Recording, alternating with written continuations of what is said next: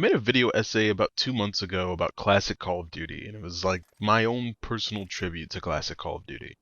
And one of the points in the video got a lot of attention, and I think it was for the right reasons. I was trashing on the 725 shotgun in Modern Warfare 2019, and I said it was the worst thing to happen to me in 2019, despite me receiving my cancer diagnosis in 2019. And a lot of people commented about it. They said it was funny, got a lot of comments, a lot of timestamps, things like that, and I'm glad it did because I originally wasn't even going to include it in the video. I thought it was too dark, and in a video like that, it didn't really belong. But then I realized I was talking to the Call of Duty community. And this time of year, I find myself reflecting more and more on my cancer diagnosis, especially after revealing it to over 500,000 people. A lot of people were pretty confused when I originally dropped the joke in the video. I don't have cancer anymore. I had cancer in 2019 and I beat it in 2020, but it's still a significant part of my life in a lot of ways. If you're watching this video on the day it came out, then you're watching on November 11th, and that day is super significant for me because that's the day when I went to the hospital and had to stay for days to figure out that I had cancer. There were definitely signs that something was wrong with me. I lost like 70 or 80 pounds in a matter of a couple months with no dieting and no working out. So that probably should have been a red flag on its own. I was also anemic, so that was a thing. I couldn't get up without getting dizzy. I was constantly cold. My fingernails would turn purple when I would get cold too. It was really weird. I really wanted to know what was wrong with me, and I felt like I got my answer when my coworker told me that I was probably anemic. And she said that because all of the symptoms that I was describing were things that she experienced, and she was anemic, and that must be why. It helped a lot because as a kid growing up to that point, I was super paranoid about everything that I thought would be wrong with me. I was a serial Googler, so whenever anything was wrong with me or I thought something was wrong with me, WebMD would tell me that it was this deadly disease, and I would tell my mom, like, yo, something's up. The most recent example up to that point was when I was 16 and I had this bump on my knee.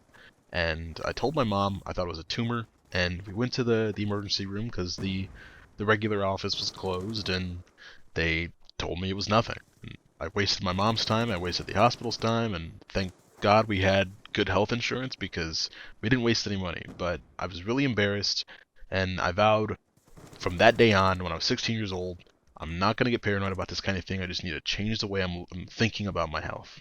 And it was pretty easy because whenever I would have those crazy concerns and tell my mom and she would take me to the hospital, every time the doctors would tell me that I'm a perfectly normal, healthy, young guy. And maybe they would tell me to, lose a couple pounds here and there, but by that point, everything was taken care of in 2019. I was 17 years old, I had lost all this weight, and I was just anemic, or so I thought. And that was all until when I was in class one day in late October of 2019.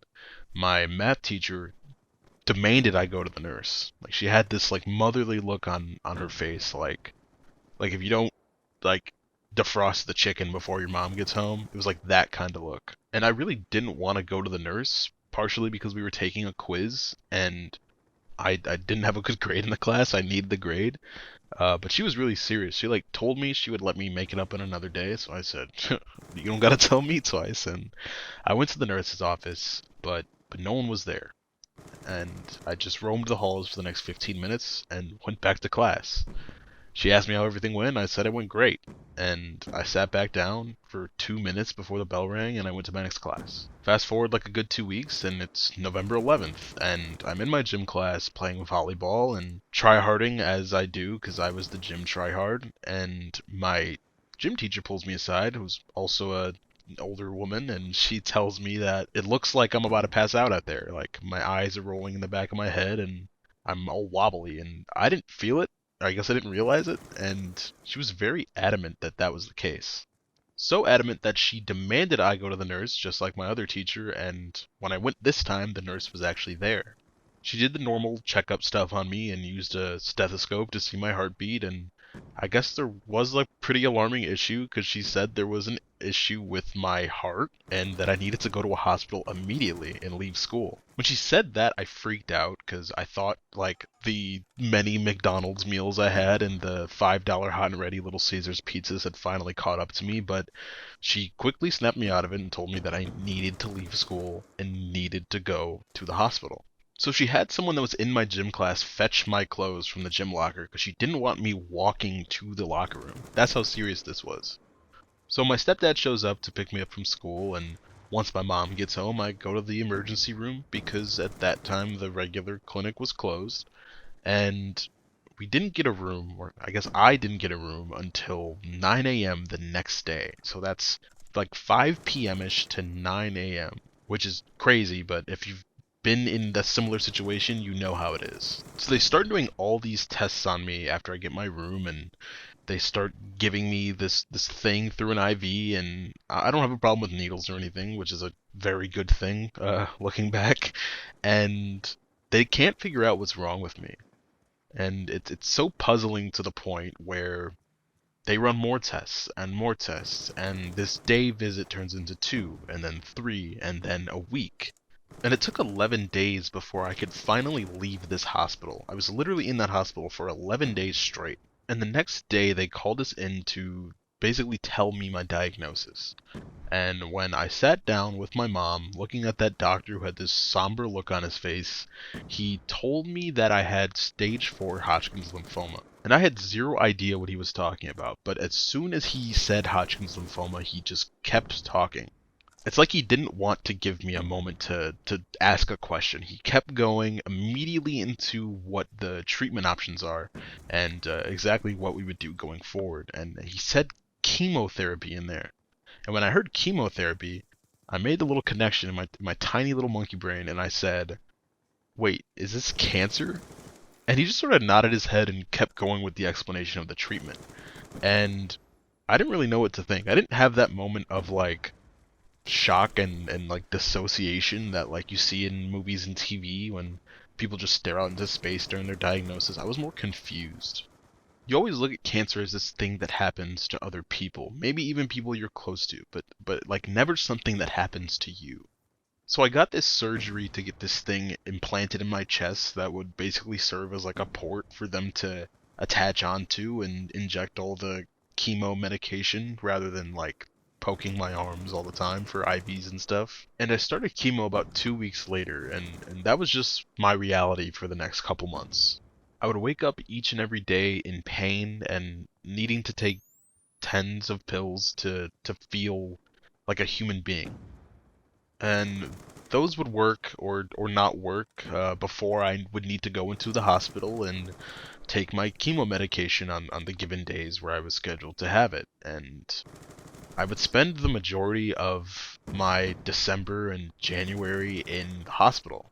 And it took about 3 weeks from the first chemo session for me to actually start losing my hair. And that was a big loss because I loved my hair. I had great hair at the time, and I was trying to grow it out. And right as I was getting to the point where I really was starting to like it, it was starting to fall out. I remember I took a shower and I ran my fingers through my hair while, shampooing it or whatever, and it was just these clumps, like giant clumps. Like if you put water on your hands and you just started slapping the floor of a barber shop. It was these giant clumps of hair in my hands that was my own. And there was no blade, there was no razor, and I was almost in disbelief, so I ran my fingers through my hair again, and way more came out that time. So I just take the rest of the shower as normal, and when I stepped out and looked back in the tub, it just looked like a carpet.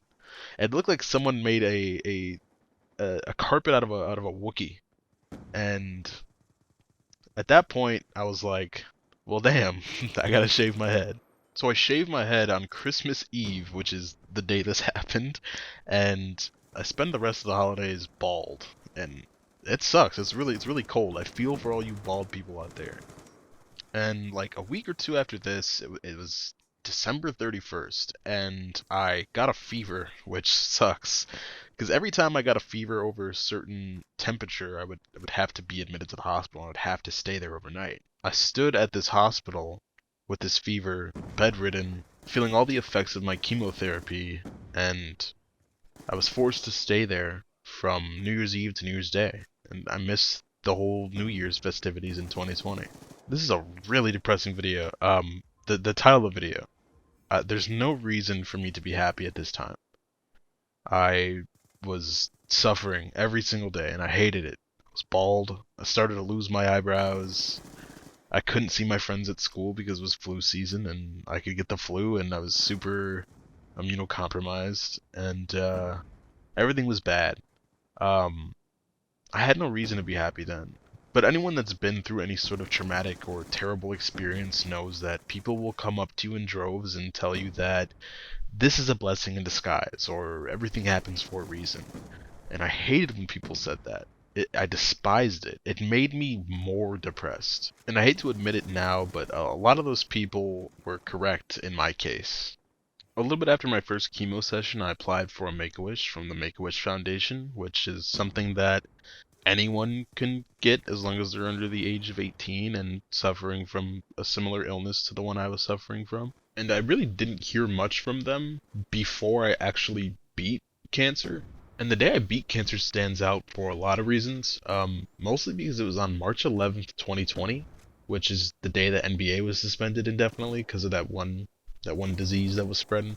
Right when I was finally done with chemo and I can go back to living a normal life, the pandemic started and there was no normal life for me at all. But during lockdown, Make-A-Wish started to get in contact with me more and more, and they would ask me what I want, and I told them I mean I didn't want to go to Disneyland or anything. I didn't want to meet Tom Brady. I asked for a gaming setup, and specifically a content creation gaming setup. And it took a few months, but the FedEx truck finally showed up, and I got two 25-inch Alienware monitors that go to 240 hertz, and a hugely expensive gaming PC that I'm still using to this day. I would never ever be able to afford a PC like this or anything even half of this at the time, and definitely not during college when everything's way tighter. There were a couple other things that happened as a result of me getting cancer. Some are a little too personal, but they're very important to me. But like certain things, like I never would have gotten my damn near full ride scholarship to my college that I'm about to graduate from, had I not got cancer. And if I didn't get that full ride, I don't know what I would have done. I couldn't afford a real college. That was just something that wasn't in my scope, and I was even considering taking a gap year. And anyone who's taken a gap year or knows people that have taken a gap year knows that it's not always the best decision, and I don't think it would have been the best decision for me. I also came into a little bit of money as a result of my getting cancer. A lot of that coming from family members and friends of family coming to celebrate my high school graduation in 2020. So it was like one of those little drive-through celebrations, if you remember those. And I got a lot of cards, a lot of really nice words, but I got a lot of money, and there is no earthly possibility that I would have got that much money had I not been like a little cancer kid. And coincidentally, my cousin was selling her car at the time back to a dealership, and they weren't going to give her that much money. And I realized that I have that amount that the dealership is going to give her. Why don't I just give you the money and you give me the car? And that's what ended up happening. So I wouldn't have my current car had it not been for cancer. I wouldn't be in this college that I'm currently recording this video from, and I certainly wouldn't have this awesome gaming setup that I've used to start this YouTube channel. Like I said, there are other things that happened as a result of me getting cancer that I'm not going to mention in this video because they're super personal, but the big thing I want to focus on is the gaming setup. I never ever would be able to afford a PC that is like this, and that means I probably would have never started this YouTube channel. I definitely would have wanted to. YouTube has always been my dream, but I just wouldn't have had the resources to.